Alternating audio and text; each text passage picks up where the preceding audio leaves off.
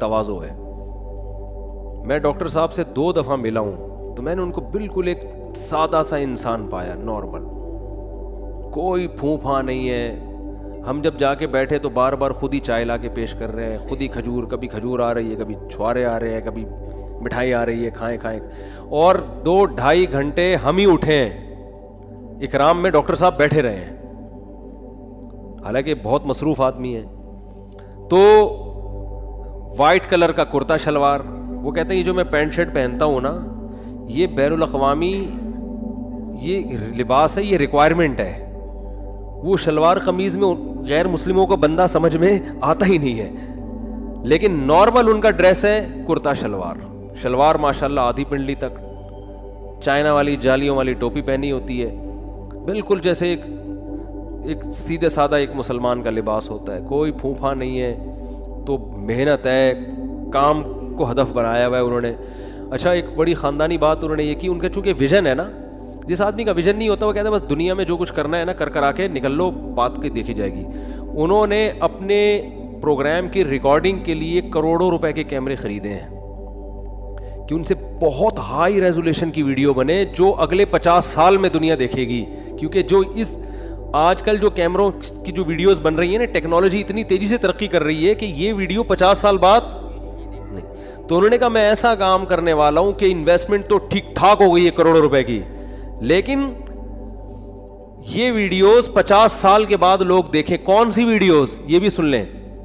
انہوں نے کہا جب میں انڈیا میں بیان کرتا تھا, اسپیچز تھی میری اور پروگرام ہوتے تھے, تو مجھے بہت سے غیر مسلموں نے کہا, حکومت کے اہلکاروں کی طرف سے بھی کہا گیا کہ آپ اسلام کی تبلیغ کریں, آپ اسلام کو ڈیفائن کریں, ہمیں اعتراض نہیں ہے. یہ جو بہت سے ہندو مسلمان ہو رہے ہیں نا, یہ چھپڑ میں ٹھیک ہے, کھلے عام اس کی اجازت, بولو, یہ کیمرے میں ریکارڈ نہ کریں. آپ یہ کیمرے میں ریکارڈ نہ کریں. بھائی چھپڑ میں ہندو مسلمان ہو گیا ٹھیک ہے, کیمرے کا مطلب تو آپ تو باقی ہندوؤں کو بھی دعوت دے رہے ہو, باقی عیسائیوں کو بھی. بھائی ایک عیسائی کیمرے کے سامنے اسلام قبول کرتا ہے, دوسرا بھی بولے گا یار یہ کون سی چیز ہے اسلام میں جو یہ اسلام قبول کر رہا ہے, تو میں بھی تو ریسرچ کروں نا.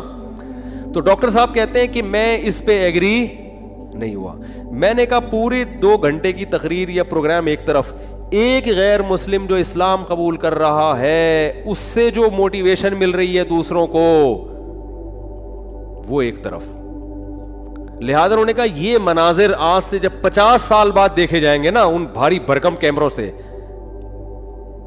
تو دیکھو اپنے دنیا سے جانے کے بعد کی ایک بندہ سوچ رہا ہے, ورنہ اتنی انویسٹمنٹ کیوں کرے بھائی. وہ آدمی کہا یار یہ کچھ اور کر لے اس سے انسان. تو یہ ویژنری لوگ ہوتے ہیں جو بہت دور کی سوچ رہے ہیں, ان کا ایک ویژن ہوتا ہے کہ ہم نے دنیا سے جانے کے بعد, کام تو دنیا سے جانے کے بعد شروع ہوگا.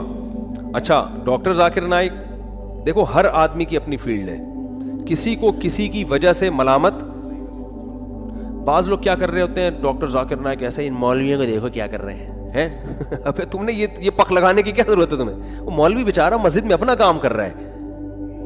دیکھو اگر میری مسجد میں ہماری مسجد کے مولوی صاحب نہ ہوتے جنہوں نے ہمیں 30 سال نماز پڑھائی, تو سب سے پہلے انسان کا لنک اپنے محلے کی مسجد سے ہوتا ہے, وہاں سے وہ اسلام سیکھتا ہے, باقی تو بعد میں آگے جاتا ہے. سب سے پہلے جو اسلام کا انٹروڈکشن ہوتا ہے نا وہ اپنے محلے کی مسجد کے امام سے ہوتا ہے.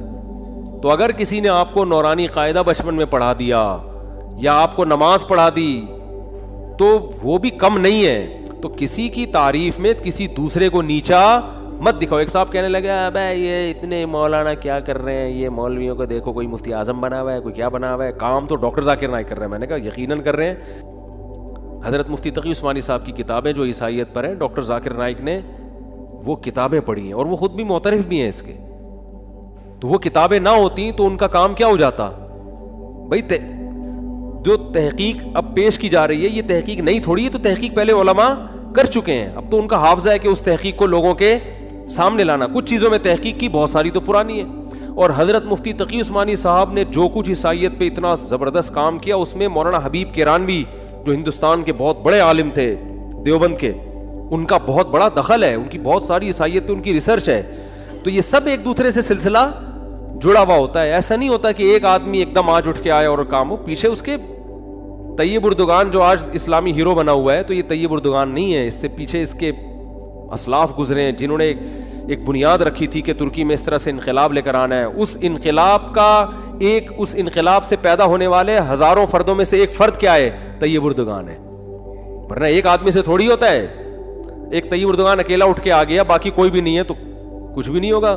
پورا ایک دیکھو, ہم کہتے ہیں سلطان محمد فاتح نے قسطنطینیہ فتح کیا, زندہ باد. او بھائی, سلطان محمد فاتح کے ساتھ جو فوج تھی نا, اصل کام تو اس کا ہے, ٹھیک ہے نا. کریڈٹ یقیناً سلطان محمد فاتح کو جاتا ہے کہ بڑا کمانڈر تھا, لیکن اگر اس کے ساتھ ہم لوگ ہوتے تو قسطنطینیہ فتح نہیں ہونے والا تھا. کیا خیال ہے بھائی؟ سلطان محمد فاتح کے ساتھ جو فوج تھی وہ سارے ویژنری لوگ تھے, جو مجاہد تھے. پتہ ہے وہ ابھی تک اس کی انہوں نے وہ تصویریں لگائی. تصویر جائز نہیں ہے اسلام میں, لیکن بار انہوں نے ایک یادگار کے طور پہ لگائی ہوئی ہے کہ جو بندہ سب سے پہلے قلعے پہ چڑھ کر جس نے جھنڈا لہرایا تھا نا قسطنطینیہ کی دیوار پہ, اس کا نام بھی تاریخی کتابوں میں لکھا ہوا ہے. اس نے ایسی بہادری کی تھی کہ وہاں جو قسطنطینیہ کی دیواروں پہ نا گرم کھولتی ہوئی تیل کی دیگیں ہوتی تھیں, وہ رکھتے تھے تاکہ جیسے ہی کوئی سیڑھیوں سے قلعے کی دیوار پہ چڑھے تو وہ دیگیں الٹ دیا کرتے تھے. ایسے میں کئی لوگ گئے ہیں اوپر جو کھولتے ہوئے تیل سے جل کے ہلاک ہوئے, شہید ہوئے, اور ایک پہنچنے میں کامیاب. تو سلطان محمد فاتح کی فوج میں ایسے لوگ بھی تھے.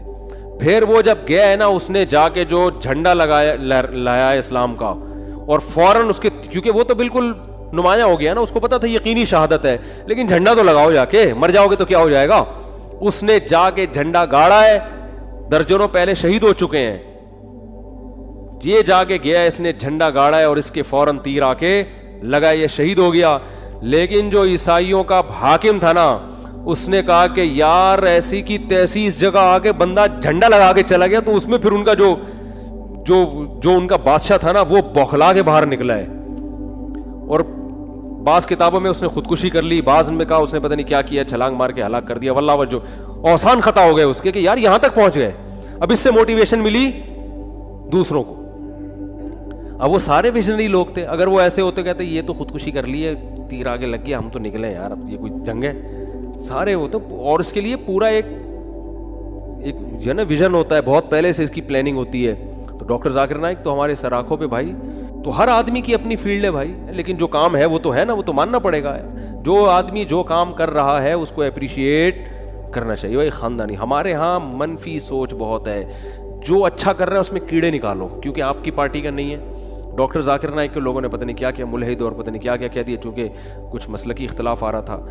اور بعض ڈاکٹر ذاکر نائک سے عقیدت میں اتنی غلو کیا انہوں نے کہ ان کے سوا, میں لکھا ہوتا ہے ڈاکٹر ذاکر نائک کی جو اسپیچز ہیں اس کے نیچے, اب ان کو دیکھو کام, اور یہ مولویوں کو دیکھو یہ کیا کر رہے ہیں, مولویوں کو دیکھو کیا کر رہے ہیں. بھائی مولوی بیچارہ اپنا کام کر رہا ہے, انہوں نے مسجدیں سنبھالی ہوئی ہیں, محلوں کو سنبھالا ہوا ہے انہوں نے.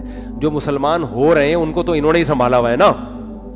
سارا دن دارالفتہ مدارس ہمارے دیکھ لو, دارالعلوم کورنگی ہے, سارا دن ہزاروں لوگ ان سے مسائل پوچھتے ہیں. یہ بند ہو جائیں تو یہ مسائل کون بتائے گا.